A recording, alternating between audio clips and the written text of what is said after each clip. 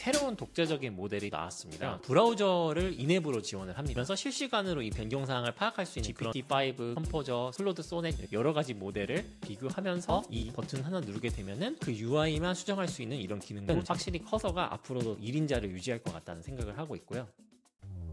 여러분 안녕하세요, 빌더 조씨입니다. 오늘 커서가 2.0이 새롭게 나왔는데 이 기능이 어떤 게 새롭게 추가되는지 함께 알아보도록 하겠습니다.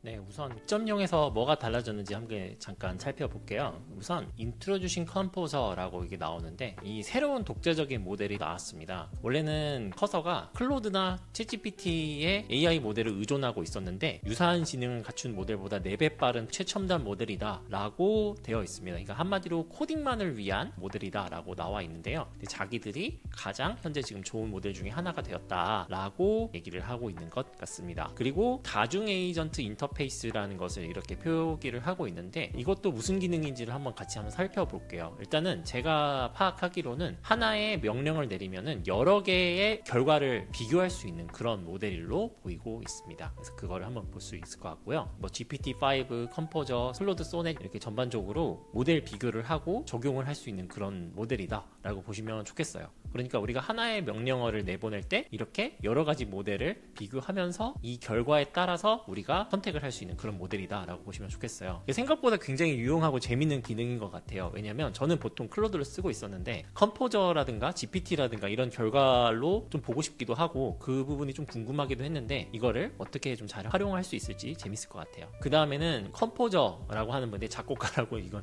번역을 잘못하고 있겠지만 어쨌든 이런 AI 모델이 새롭게 나왔고 얘를 통해서 개발을 또 할 수 있다라고 보여주는 것 같습니다. 그리고 제가 생각했을 때 가장 강력한 기능은 이거 같아요. 브라우저를 인앱으로 지원을 합니다. 드디어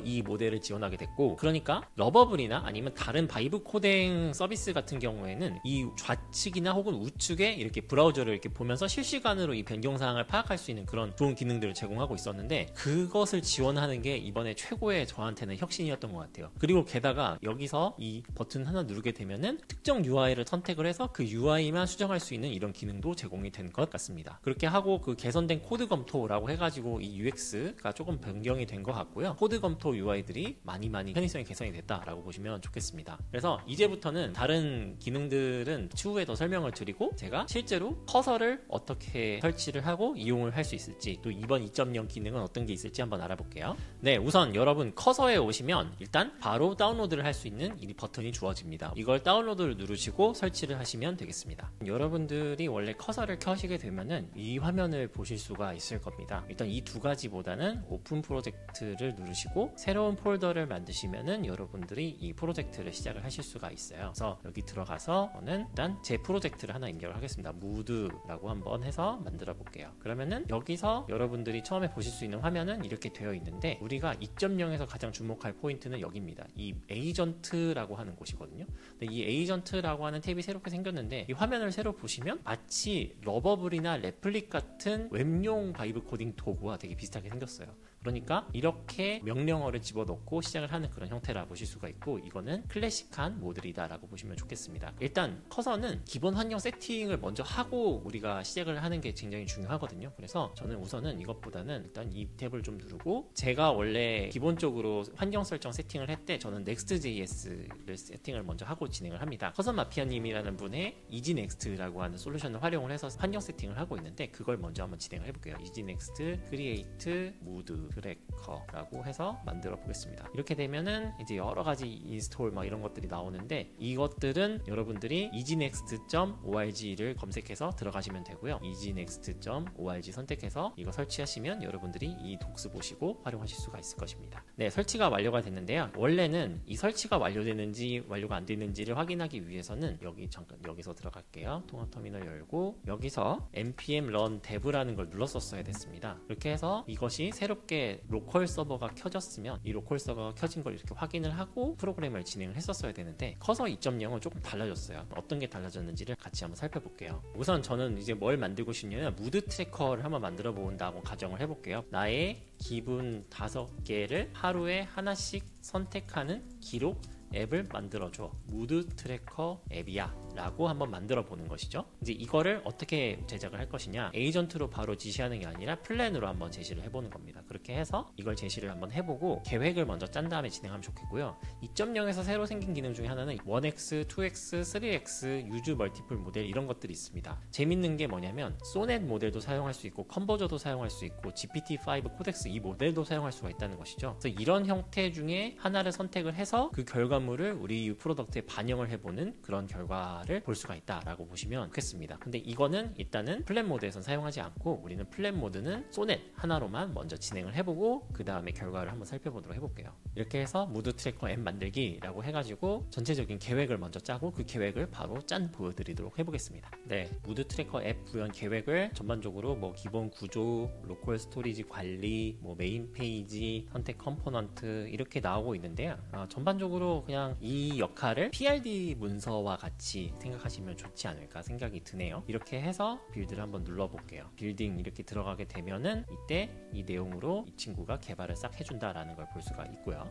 결과가 어떻게 나온지를 먼저 한번 파악을 해보고 그 다음에 여러분들께 다른 기능들을 소개해 볼게요. 네, 구현이 완료됐다고 하는데 한번 볼게요. 터미널을 켜고 이 터미널에서 원래는 npm run dev라고 누르고 하면은 로컬 서버가 켜지면서 이 내용들 볼 수가 있습니다. 네, 쉽게 설계가 됐네요. 뭐 매우 좋음, 보통 이렇게 해가지고 하면 좋을 것 같고 기록 보기 화면이 진행이 된 것 같고 그거를 그냥 선택만 하고 나머지들 이렇게 볼 수 있는 이런 UI로 되어 있기는 하네요. 뭐 리스트 뷰도 제공이 된 것 같고요. 정말 기본적인 거가 제공이 되고 있는데 이것보다 좀 더 업그레이드된 형태로 UI를 개선해 달라고 한번 커서에게 물어보겠습니다.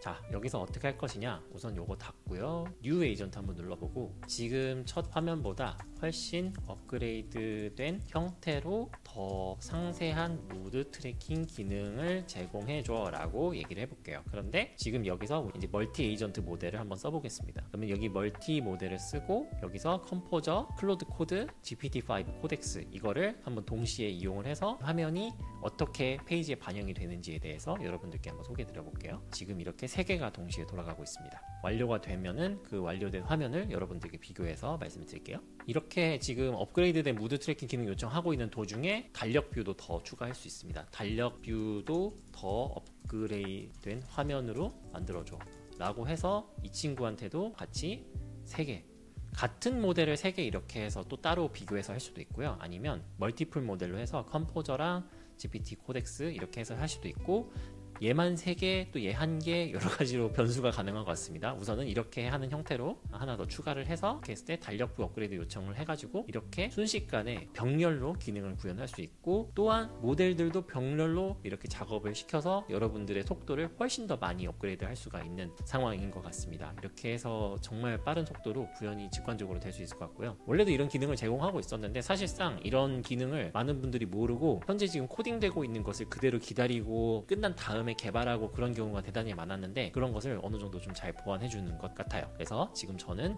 여러 가지 기능들을 한꺼번에 시켜보겠고요. 지금 클로드 코드랑 컴포저는 작업이 진지게 끝났는데 GPT-5 코덱스는 아직도 제작을 하고 있습니다. 그래서 이게 지금 진행이 안 되다 보니까 여러분들께 컴포저랑 일단 클로드를 비교하는 형태로만 모델을 비교를 하면 좋을 것 같고요. 달력뷰 업그레이드 요청을 했는데 제가 이거를 여기서 어떻게 하느냐, 어플라이 올을 눌러줍니다.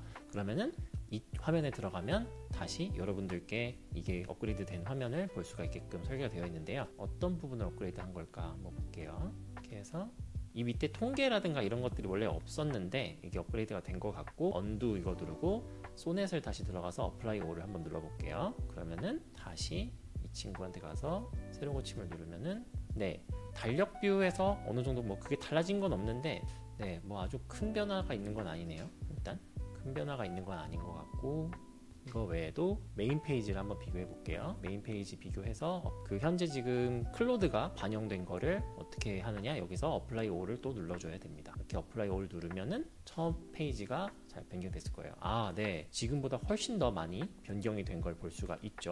굉장히 인사이트라든가 이런 것들이 많이 진행이 된 걸 볼 수가 있고요. 그래서 이것도 언두 어플라이 누르고 컴포저가 바꾼 거 한번 보겠습니다. 어플라이 올 누르면은 이 친구가 만들어준 거는 네, 뭐 별거 없네요, 사실. 네, 컴포저 브라우저가 만들어준 건 별거 없고 소넷이 만들어준 거는 좀 많이 바뀐 것 같습니다. 그래서 제가 여기서 언두 어플라이 누르고 소넷 들어가서 어플라이 올 다시 눌러주면 이렇게 실시간으로 변하는 걸 볼 수가 있죠. 이렇게 해서 모델별로 여러분들이 어떻게 만들었는지에 대한 결과를 이렇게 하나씩 비교해서 볼 수가 있겠죠. 그리고 이렇게 브라우저로 계속 왔다 갔다 하기에는 굉장히 불편할 수가 있잖아요. 그래서 커서 2.0에서 가장 핵심적인 기능이 생긴 게 제 생각에는 인앱 브라우저가 생긴 기능 같습니다. 그래서 인앱 브라우저 기능을 한번 살펴볼게요. 우선 여기서 여기 중간에 Connect to 브라우저라는 기능이 있습니다. 그래서 브라우저 탭을 누르고 이걸 딱 누르게 되면은 여러분들이 여기 로컬호스트 주소를 들어갔을 때 이제 여러분들이 여기서 미리 보기를 하면서 프로토타입을 계속 만들 수가 있습니다. 그러면은 지금 제가 쏜넷으로 만든 결과가 여기서 매우 좀 이렇게 누르게 되고 에너지 레벨 이런 것들 나오고 저장하기 이렇게 하는 것이 만들어지는 기록을 우리가 체험을 할 수 있게 되겠죠. 그런데 여기서 제일 좋은 거는 이렇게 바로 새로운 결과를 볼 수가 있다는 것이고 GPT-5 코덱스가 만든 결과 있잖아요. 이거를 또 어플라이 올 눌러주면은 오버라이트 이걸 한번 해볼게요. 그러면은 무드 트래커에서 여러분들이 새로운 또 화면을 이렇게 또 보실 수가 있습니다. 이거는 엄청 또 새롭게 굉장히 엄청나게 많은 내용들을 고도화를 시켜줬네요. GPT-5 코덱스는 이런 결과를 보여주는 것 같습니다. 이렇게 해서 여러분들이 이제 그 모델들을 스위치를 하면서 다시 이렇게 비교를 할 수 있는 그런 화면을 만들 수가 있다 라고 보시면 좋을 것 같아요. 자, 이렇게 한 다음에 이제는 페이지를 만들었으니까 우리가 생각해야 될 건 뭐냐면 좀 상세한 기능 같은 것들 수정을 해야 되겠죠. 여기서 셀렉트 엘리먼트를 누르고 이런 기능이 생겼어요. 원래는 이게 제가 별도의 플러그인을 깔고 선택을 했었어야 하는 기능인데 이거 진짜 추가된 게 정말 저한테는 너무너무 좋더라고요. 예를 들면은 뭐 오늘의 기분 이 텍스트만 수정하고 싶을 때도 불구하고 이곳에 해당하는 코드로 들어가서 별도로 수정을 해주고 그렇게 했었어야 되는데 그거를 한 번에 없애주는 그런 기능이 되었던 것 같고요. 오늘의 기분이라는 텍스트를 인사말로 바꿔줘 라고 해볼게요. 텍스트를 인사말로 바꿔줘 라고 이제 표현을 한다고 하면은 이렇게 이 부분에 해당해서만 이제 이 친구가 변경을 하고 인사말로 바꿔줄 겁니다. 네, AI가 오늘의 기분이라는 텍스트를 인사말로 바꿔줘 라고 했는데 오전, 오후, 저녁 이렇게 시간대에 따라서 별도로 인사말을 또 이렇게 바꿔주는 그런 센스를 보여주게 됐는데 그래서 우리가 쉽게 이렇게 요 셀렉트 엘리먼트 버튼 누르고 이 부분 선택해서 UI를 쉽게 수정할 수 있는 이런 기능이 생겼다. 저는 이게 너무너무 좋은 것 같고요. 그리고 만약에 이 부분에서 우리가 에러가 생겼다라고 한다고 하면은 토글 크롬 데브 툴이라는 걸 줍니다. 그래서 이 데브 툴이 또 지원되는 게 진짜 너무 좋거든요. 예를 들면 이거를 제작을 하는데 AI가 어떤 오류가 났어요. 그러면은 보통 개발자들이 콘솔 메뉴를 따로 들어가서 F12 누르고 이걸 보게 됐었는데 이거를 그냥 바로 이 버튼을 통해서 지원해 준다는 게 너무너무 좋은 UX인 것 같습니다.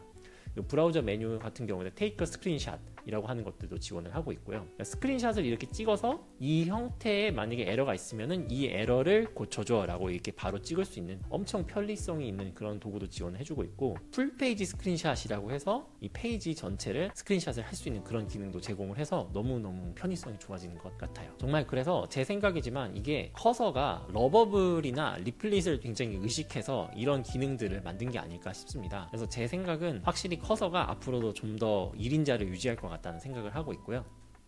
네, 이렇게 해서 오늘 커서 2.0을 같이 한번 알아봤는데요. 2.0 기능에 대해서 여러분들이 많이 궁금증이 해소되셨는지 모르겠습니다. 전체적인 기능을 다 담지는 않았고 핵심적으로 제가 봤을 때 좋은 기능들만 이렇게 얘기를 나눴는데 여러분들께 오늘 도움이 되길 바라겠으면서 또 다음번에 유용한 소식으로 찾아뵐게요. 좋아요, 구독 눌러주시고요. 다음번에 뵙겠습니다. 고맙습니다.